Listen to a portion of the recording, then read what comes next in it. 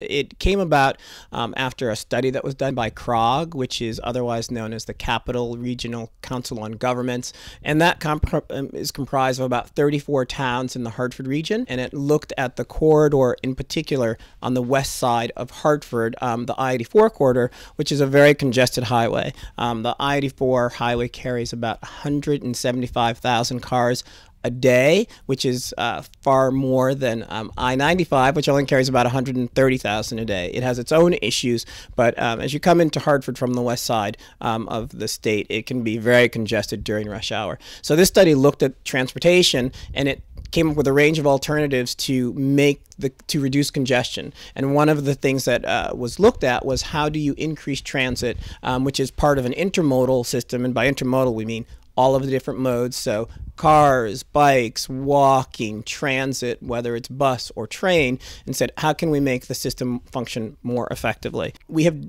designed a 9.4 mile trunk line, and what that is a connector. The system is not 9.4 miles, it's a much broader system. That 9.4 mile section is really just a connecting point so that we can connect other services together. So as we had talked about a little bit earlier, CT Fastrak has a few different services that comprise this system, which operates within the broader CT transit system, which includes our local buses.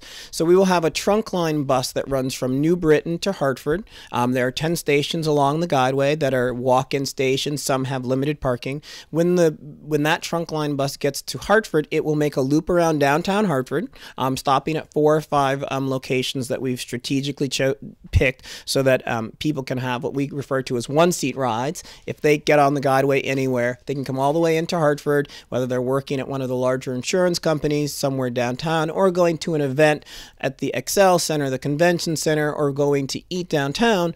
The bus will be making a loop. In addition to that trunk line service, there will be other CT Fastrak green branded buses that do specialized services. So there will be a bus that uses the guide, and those buses will use the guideway for part of their trip, but not all of their trip. So specific areas that they're going to go to are places such as West Farms Mall, CCSU, the Yukon Medical Center. In addition to those, and also Manchester Community College, we have a bus that will go from West Farms Mall use the guideway for a portion of its trip, stop in Hartford, and then go on out to Manchester Community College, as a lot of students work and or live between the two areas. So it'll be a good way for them to be able to get to work and school and play.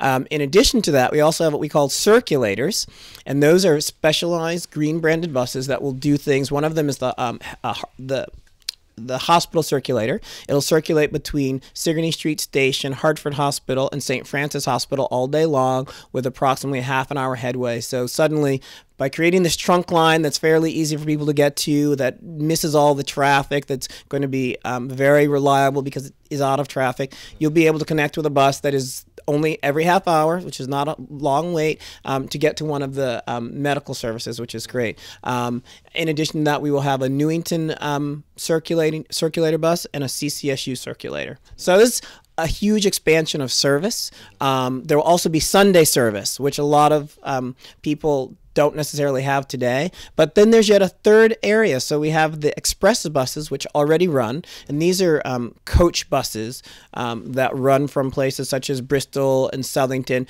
When the system opens, we will have buses in addition to all of the other services that we have, such as New Haven and other places. But on this side of the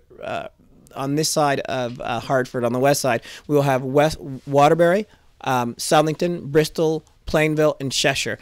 In addition to having Sunday service, which they don't have, it's going to be a much more expanded service so that during off-peak periods, they will have at least hourly service, which today they don't have. So this will be a way for people who are looking for jobs. They can go and get jobs. It'll be a way for people who already use the service or have contemplated using the service to commute into Hartford, that it's much more easy for them to do because they can use that bus, and if they need to go home in the middle of the day, there'll be a way for them to get back. We will have kiosks at all of the 10 stations, and the kiosks ticket vending machines, a better way to say it, not kiosks, ticket vending machines at all the stations, and you will be able to pay with cash or with a credit card.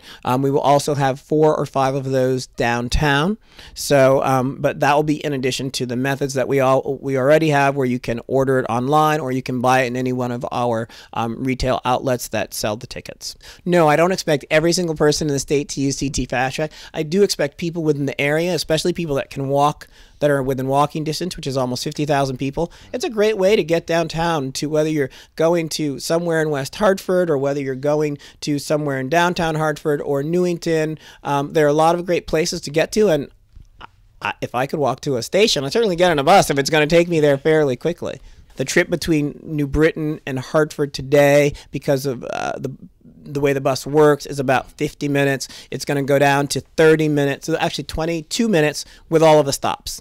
So that's already a big difference. So for people that are commuting that way, who already commute, they've gained 20 minutes in their day. One of the other things that we talk about on the bus, that we have on the bus, it's a little bit different, and I think it's the first time we've done it in the state. So when people that are in wheelchairs are on the CT fastrak, they have the option of rolling in backwards, such that they don't actually have to have the bus driver help them. What makes each station different from each other as far as the visualness of it? Well, the stations themselves have a theme that is consistent throughout them. You'll see the half clamshell coverings, and they're all kind of very modern. What I think makes each station unique is the communities in which they exist. I love the green theme.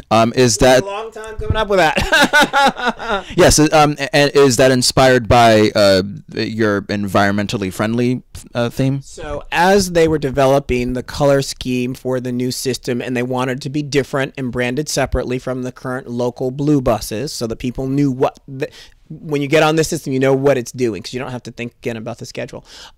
There's a lot of conversation. I can't tell you exactly what the genesis of the green was, but I can tell you that the whole idea of the green movement was part of this, and the fact that, you know, it is environmentally more effective to move 57 people on one bus. A hybrid diesel, I mentioned, so they're fairly quiet buses, which you might have noticed when we were driving. It's not that loud, and they're as efficient as any buses on the road. Talk to me about a certain aspect of this project. I think it's called the multi-use rail. The multi-use trail. We're very happy to say we have a dedicated multi-use trail, bike, walk, on this trail. It is 5 miles. It runs from New Britain Station all the way to Newington Junction, I believe.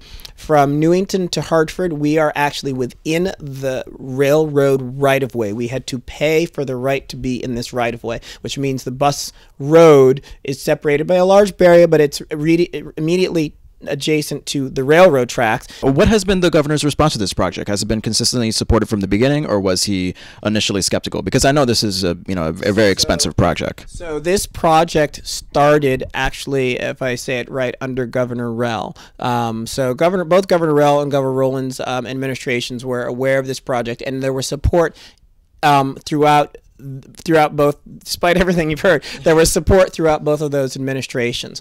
In addition, as I said, we did a transportation study.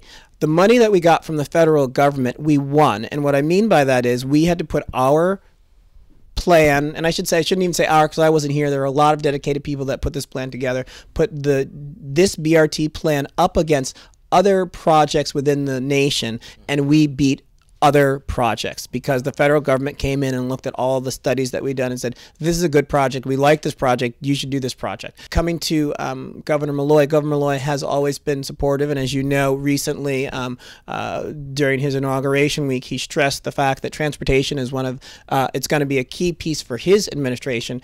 But I think that is because we all understand that transportation is a key factor in helping economic development in any state. It is very important. CT fastrak will be opening this month as you are seeing this interview. It opens the morning of March 28th, so we're really excited, and we want lots of people to come out. Great. Thank you so much for speaking with me, Randal. Thanks so much for having me. It's been a pleasure.